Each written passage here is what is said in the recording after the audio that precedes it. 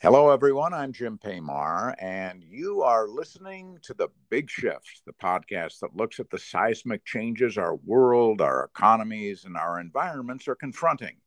Today, we're discussing a subject you might not think about when you think about the devastating impact of climate change: your toxic yard and the gas powered leaf blowers, GLBs for short, that are used on millions of yards around the country.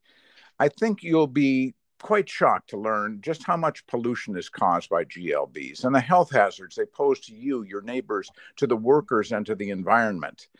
Joining me to discuss this important issue of our toxic lawns is Dr. Bonnie Sager.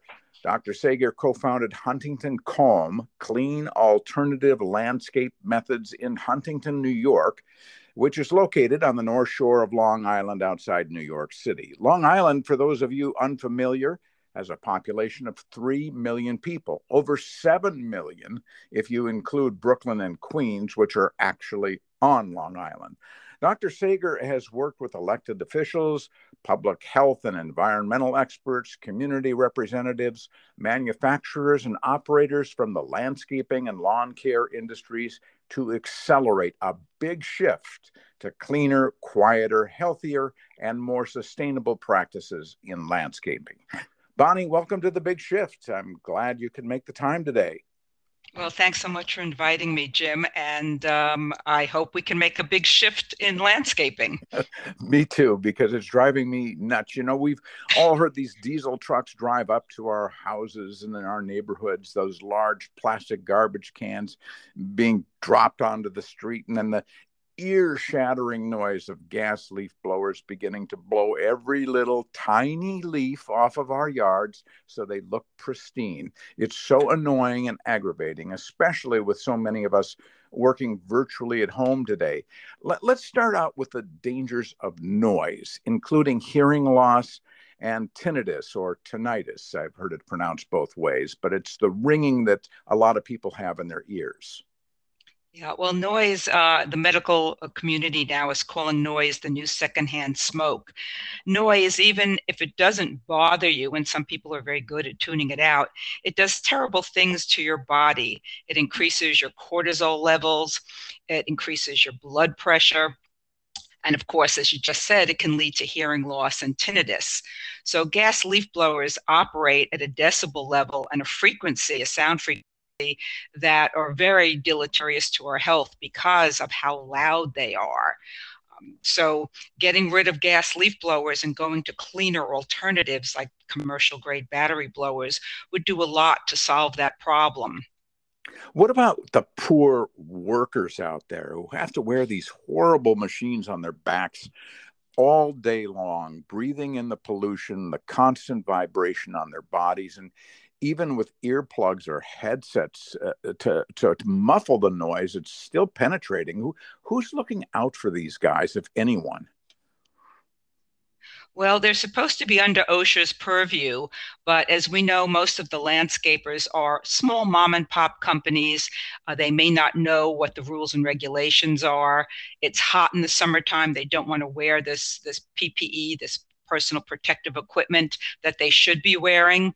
So yes, they are most at risk. It's actually a social justice issue because you're asking a human being to put this vibrating machine on their back, and as you said, it vibrates and it's on for many hours a day, and it can cause vibration sickness syndrome. You're constantly having the neuromuscular systems being jarred all day long, plus slinging this thing on and off their back and pulling the rip cords. You can get torn rotator cuffs. So that's one aspect to it. The other aspect is the emissions from these gas leaf blowers. They're two-stroke engines, and they're very primitive engines. They've been phased out of nearly all industries except for landscaping. And many of us may think, it's just a minor noisy annoyance, but there are so many other alarming hazards caused by these, and the worker is most at risk. He's being surrounded by a cloud of toxic emissions. The gasoline that you pour into a two-stroke engine, 30% of it goes unburned and goes back out into the air. That Mm-hmm. those emissions contained four of the World Health Organization's top 10 carcinogens. You have 1,3-butadiene, toluene, benzene, and formaldehyde. So these poor guys all day are being surrounded in a cloud of this toxic emission. They're being exposed to deafening noise, and they're also being exposed to what's called PM 2.5, or fine particulate matter, which is produced by using this gas engine. PM 2.5 is 2.5 microns. To give you an idea, a comparison, a human hair is anywhere between 60 to 80 microns. You're talking about something that's 2.5 microns. It's so small, it actually enters your lungs, passes through your lungs, and goes into your bloodstream. And there it can cause a lot of medical issues.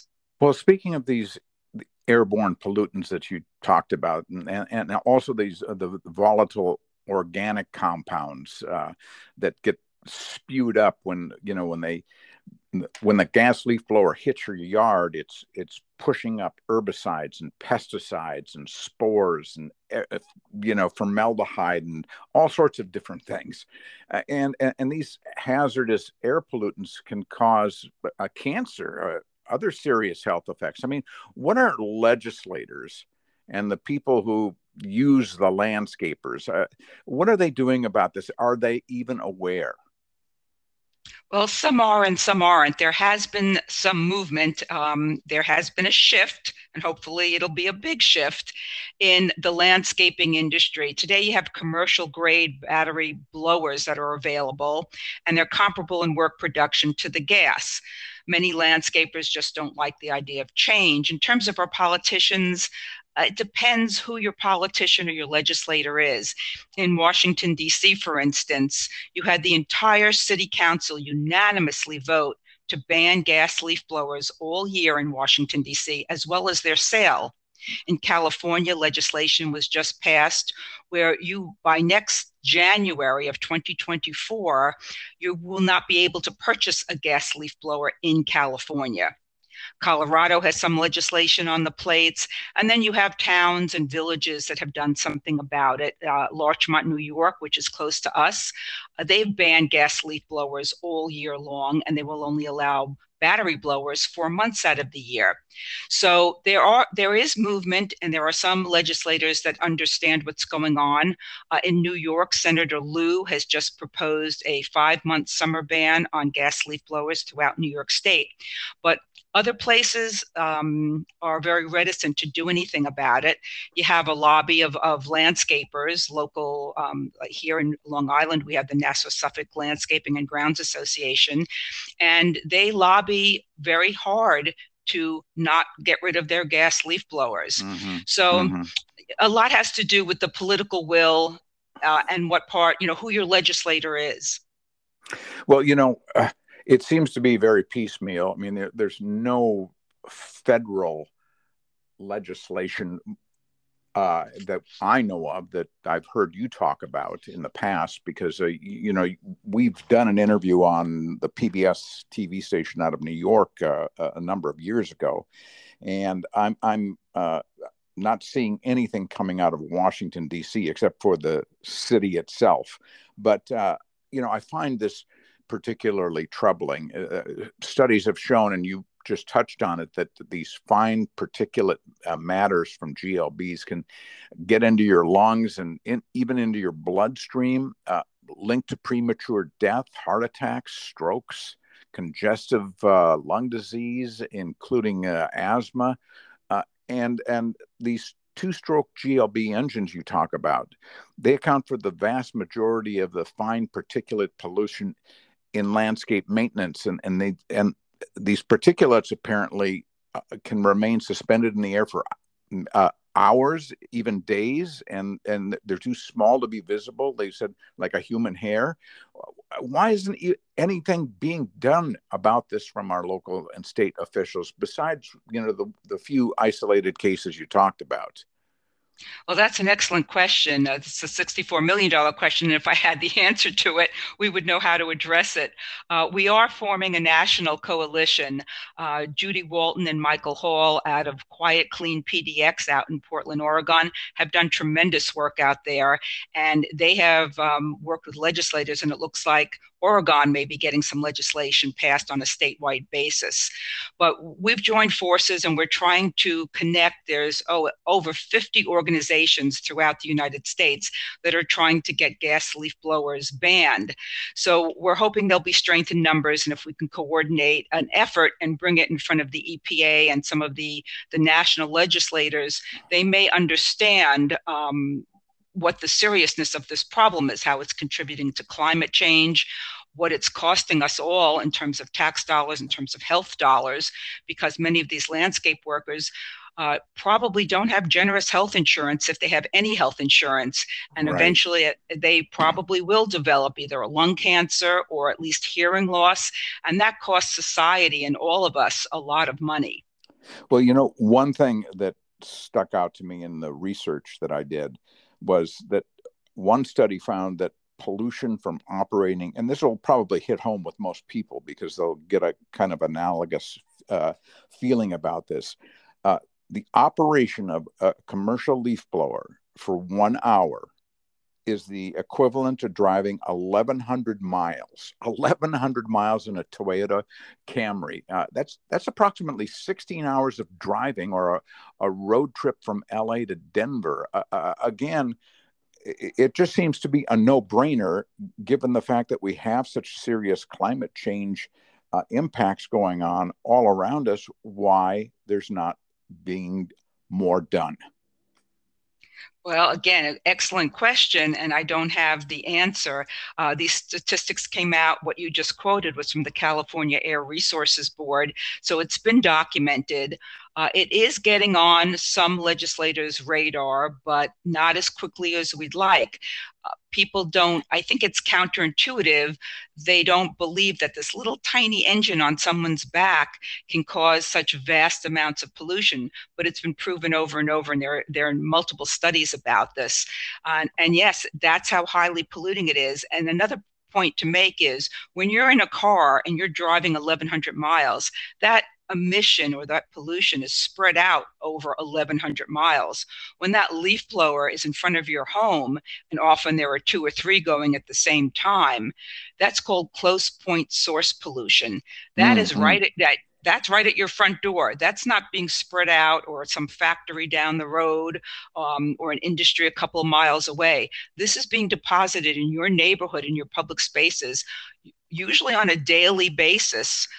You may have your landscaper come on a weekly basis, but then your other neighbors or in your parks and things like that, it's like every day somewhere there's leaf blowing going by close to you. Day in and day out. I think about what here in New York anyway, about 10 months of the year. I mean, Yeah, it's just ridiculous. And this fact comes from the U.S. Department of Energy, and I found this rather shocking. 1.2 billion gallons of gasoline are consumed. 1.2 billion are consumed annually in the U.S. for lawn and garden maintenance, and a huge portion is spilled while the landscapers are filling these gas tanks. And something like 17 million gallons of gasoline each year are filling these GLB's, and the gas lawn equipment is poised to soon surpass cars as the worst air polluters in California. I mean, how do we get a handle on this? How do we get the information out? How do we get more people concerned and acting on this? I mean, I know you've been involved for years, and a lot of your colleagues as well, but it seems like you need a mass movement to get anything done. Well, as in so many things, you need a mass movement, and that's why we're trying to get a national movement going. And it always comes down to education.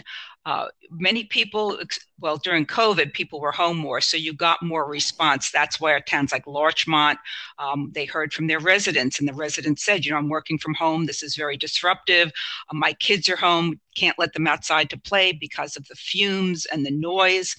So it's education, and people have to be exposed and made aware of it. So things like what you're doing with the big shift, you're putting out this podcast. Hopefully, people will listen to it and understand what's going on.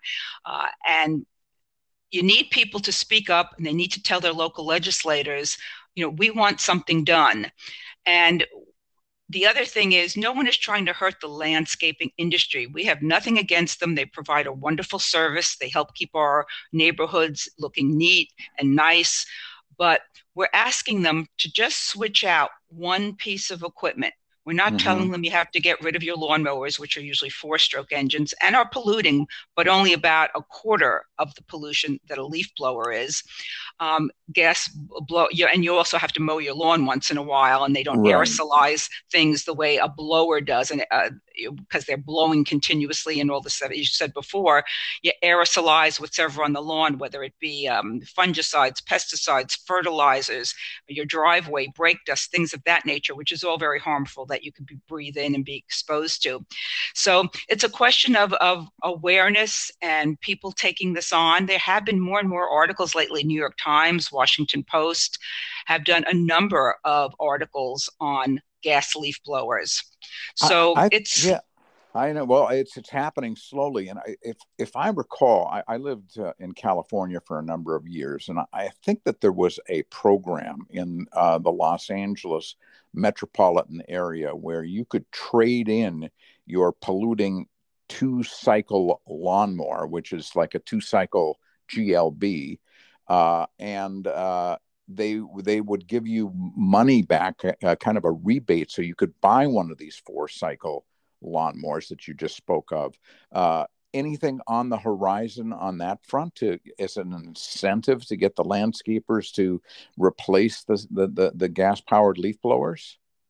There are a number of incentives. When California passed, where next year they won't be able to be sold in California, they are subsidizing landscapers to switch to battery equipment. New York State had a bill that was passed by the Assembly and the Senate, went to the governor's desk, and at the last minute, she vetoed it. It would have Mm-hmm. been wonderful for New York landscapers. They would have gotten up to $15,000 to transfer to battery equipment. Washington, D.C. had a very, very small subsidy. But yes, as soon as there's some money on the table, it always helps to, accelerate the change. Well, the sooner the better. I mean, because I work at home a lot. I work virtually as much as I can. I Going into New York City is not my idea of a fun trip. But I'm also wondering about some of the states that have snow are now they're using GLBs to clear snow off of sidewalks. So the use it seems to be growing for these machines, and I'm just wondering, if there couldn't be some kind of public service announcements or advertising that's taken out, or some way of educating the public so that they realize how detrimental these GLBs actually are. Well, that would be wonderful, and that would help get the message out there. I'd also like to see more medical professionals. The American Academy of Pediatrics has come out with a statement about it. The Medical Society of the State of New York has passed a resolution about gas leaf blowers. But I'd like to see more primaries, especially allergists, ENT guys, explaining to their patients, especially those that have asthma or COPD, you really shouldn't be using or having your landscaper use a gas leaf blower on your property. And these are the reasons why, the fine particulates, the emissions, etc. I think if they could understand how it's personally impacting their health and welfare, as well as the worker. I mean, I don't think anyone wants to have their landscaper be exposed to these things and cause them any harm. So it's a question of getting the message out, as always, Mm-hmm. education, and accelerating. As Jim Fallow says, things happen slowly and then they happen fast. So we need to get we need to get to critical mass, and I think we're beginning to get there. Well, I have talked to a number of landscapers in the town that I live in, and I've asked them point blank. I mean, they're generally nice guys, and why don't you make the switch to electrics? And their answer always is uh, they aren't powerful enough, the electrics over the gas powered leaf blowers, the GLBs. They're not powerful enough. And how do we keep the batteries charged all day? Because, you've seen it in your neighborhood. They go from house to house to house to house to house, 8, 10 hours, in the summertime, they start at 8 in the morning, sometimes 7 in the morning, depending on where you live. And they don't stop until like 7 o'clock at night. And so this issue of how do we recharge the battery so we can keep working? Well, today there are commercial grade battery blowers that are equal in work production to what the gas do.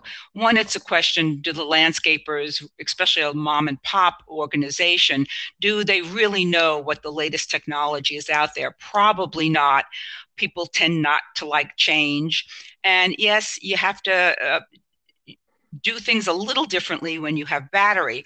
What's nice about batteries, you tend not to overuse it because you want to conserve your battery. We've all seen the gas leaf blowers being way, way overused. They blow the lawn, they blow the hardscapes, they blow when they first get off the truck, they cut the lawn, they blow again. It's unnecessary. When you have a battery blower, since you don't have to constantly pull that ripcord, so they tend to like to leave it on rather than shut it off, you just hit the button to where you want to, when you get to where you want to blow, you take your finger off the button and stop. And then when you walk to another area, whether it be the driveway or the sidewalk or the patio that you want to blow, you just hit the button again. You don't have to leave the machine on all the time. And there's other ways to get around it, just like you'd have an extra gas can on your truck. Because you run out of gas, you have to refill these things several times a day. You have an extra battery or two, and you can charge the battery as you're driving with an inverter. Some guys use solar panels on their truck, which is really good. You can use opportunity charges, which means if it's lunchtime or you're at a client's home, if they'll let you use an outdoor plug, you plug your battery in and it charges while you're doing the property, and then you take it with you, and it's got a boost to it. It's just like you do with your cell phone throughout the day. If it's running low on, you recharge it. So Exactly. it's just it's again, it's a mindset. People don't like change, and landscapers are like they're people, and Right, they right. tend to resist change and technology, want to keep doing what they've always done. You don't have to stop and think, you just keep repeating what you've always done. But if you keep repeating what you've always done, you get the same results over and over again, which means you're going to have some health issues, and you're probably going to cause your clients some health issues, and I don't think anyone really wants that. No one wants that. And no one wants to see the severe impacts of climate change. I mean, it doesn't matter where you live in this country, we've all been impacted by it. We had Hurricane or Superstorm Sandy here. I've got a brother in Minnesota. They couldn't get barges down the Mississippi River because of the drought that they had there, and the river was too low for them to bring barges down. We just saw this deluge in California. I mean, it's perpetual and ongoing. And I'm just wondering if you know anything about what's going on in Washington, D.C., like from the EPA, for example, the Environmental Protection Agency. I mean, GLBs and climate change are synchronistic. The pollutants such as the hydrocarbon vapors, the nitrogen oxides, carbon monoxide, they react in the presence of heat and sunlight to form ground level ozone. And that's a Mm-hmm. major component of smog and a known respiratory irritant and risk factor for cardiovascular disease, which I really don't want to have. Also releases carbon dioxide, which is a potent greenhouse gas. I mean, this seems to me to be a no-brainer in helping to reduce our carbon footprint. But GLBs are used by millions and millions of people across America. Yeah, they've become quite ubiquitous. in terms of what's going on in Washington, there's been the only piece of movement that I'm aware of is in the Inflation Reduction Act. The government will give you up to 30% to $7,500 to purchase a battery lawn mower, the big lawn mowers that the Hmm. commercial guys would use. So it's a step in the right direction. And I think if they get used to the battery equipment, they'll tend to want to use it more and more. When they see how much money they save, last year when gasoline was over $5 a gallon and it's beginning to rise again, that was a big overhead cost for a landscaper. One of the main things he uses is gasoline. So now, if you get rid of gasoline, you don't have to worry about oil. You don't have to worry about gas. You don't have to worry about a combustion engine that needs parts, needs help, belts, hoses, degreasers, detergents to maintain. Plus, all that stuff in those bottles end up in our landfill, which is another issue. But you have no overhead other than a kilowatt hour to charge your batteries. And that nationwide is on average about 14 cents. So Uh-huh. 14 cents versus $3, $4, $5 a gallon of gas, plus all the other things you need to maintain and the time to maintain it. And one of the things the landscaper always says, well, if I go to the battery blower, it's going to take me more time. It's not as strong. Well, that's a myth, and that myth has been busted. The other thing is, even if your blower goes at 180 miles an hour and you buy a battery blower that goes at 160 miles an hour, Hmm. how many miles an hour do you need to move grass clippings, especially Right. during summer months? I mean, Yeah. really, 160 miles an hour won't do it. So that's, I think when they realize it does have the power today, a few years ago it didn't, but today it is comparable in work production. It's no overhead to maintain, no overhead to operate other than a kilowatt hour. It is more expensive up front. The batteries can be expensive, but you can get a break even point if they do the math at about 9 months to a year, depending on how often you're using that blower. So over the also a gas blower usually has an average lifespan of 3 years. Battery blowers have been out there for 7 years already and are still going strong. So you don't have to replace them as often. So the only downside is, yes, it's more of a cost up front, but over the long run, the landscaper will save a tremendous amount of money. Well, and then you talked about the gasoline usage and the price of gas. I mean, we could see another spike to $5, $6 a gallon. I mean, they had close to $7 a gallon out in California during the height of the Russian invasion into Ukraine, and then 17 million gallons of gas just wasted in spillage every year. I mean, that's absolutely mind-boggling. One other thing and maybe maybe you don't know, but is there a way of when they're cutting your yard and you have all these leaves that have fallen from the trees, isn't mulch very productive for growing your yard? Is there a way of could there be a way of utilizing the waste material from our trees that is actually an enhancement, a natural fertilizer? Is that being discussed at all? Well, that's what should be done. Again, some people can't stand the thought of having anything on their lawn. But yes, if you put a mulching blade on your mower, you can mulch the leaves, and that's free fertilizer. That's actually very healthy. Mother Nature knows what she's doing. Whenever we try to mess with her, we kind of tend to screw it up. But yes, leaves also can be put into the beds and used as a natural mulch. And when you obliterate every leaf on your property, you're harming the pollinators. Many of the insects, valuable insects and pollinators, 60% of the bees that we have nest underground. So when you're using these blowers to just sweep every little piece of everything off of a lawn, you're destroying pollinators, and we have a problem with them. We know what's happening to the honeybees and other insects. If we don't have them to pollinate, it costs society more money. Food prices go up. There's a whole other aspect to that. So yeah, using a mulching mower is great. Put the leaves in the bed. You can put them, if you compost, you can put them in your compost bin. So there is a group called Leave the Leaves out of Westchester that has some wonderful information on that.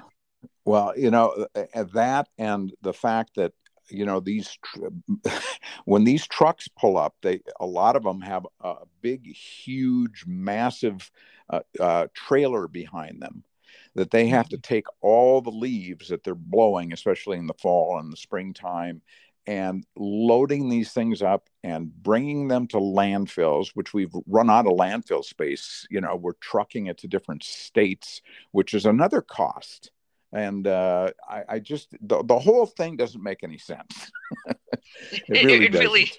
it doesn't. I mean, when you look at the leaves that fall in a park or in the forest, and then the springtime comes, the growth still comes up, everything is healthy, and yet those leaves weren't removed. It's become an obsession, and it's become where the landscaping industry has kind of brainwashed us into thinking your lawn has to look like an indoor carpet. Yeah. I always think of it Yeah. as, would you take a vacuum cleaner and reverse it and blow the dust around your house and just spread it around so it looks clean? You're Yeah. doing the same thing outside. And neighbors complain, they blow the stuff over to my yard, they blow it into the street, it ends up in our storm drains, adding to the algae bloom in the waters that we have. And as you said, spillage before, when they refill, that ends up in our groundwater. There's so many negative aspects to this one piece of equipment that if we eliminated it, we'd all be so much better off. Our health, the environment, the worker, global warming. It's amazing what this one piece of equipment is responsible for. Well, maybe in the long run, it'll be like the tobacco industry, where all of a sudden, after years and years of fighting, uh, you know, we sued all the major tobacco companies because they had been lying to us about things and about the health problems, and that there was this groundswell of support to stop smoking, or, push it to the point, where it was just so costly to smoke that, Mm-hmm. people started to quit. I mean, maybe something like that needs to happen over time, and it's incrementally we're seeing it happen, but it doesn't seem fast enough. And I'm happy that right now we're in the climate period where they're not blowing, and we're not being awoken every morning to those horrid sounds that just gnaw at your ears and your brain, and you just want to run away. But Bonnie, listen, as usual, so much to discuss and so much that we could go into, so little time. We'll keep the discussion going. And thanks so much for taking the time to explain the hazards of gas powered leaf blowers and our toxic lawns. We could use a big shift to transition from gas to electrics. Well, hopefully we'll get it, and sooner rather than later. Okay. Well, so folks, next time you hear them, often from blocks away, don't just think about the ear shattering, aggravating noise. Think about your health, the environment, and climate change. I'm Jim Paymar, and you have been listening to The Big Shift, available wherever you get your podcasts. And thanks for listening today. Stay tuned for the next episode of The Big Shift coming soon. Stay tuned.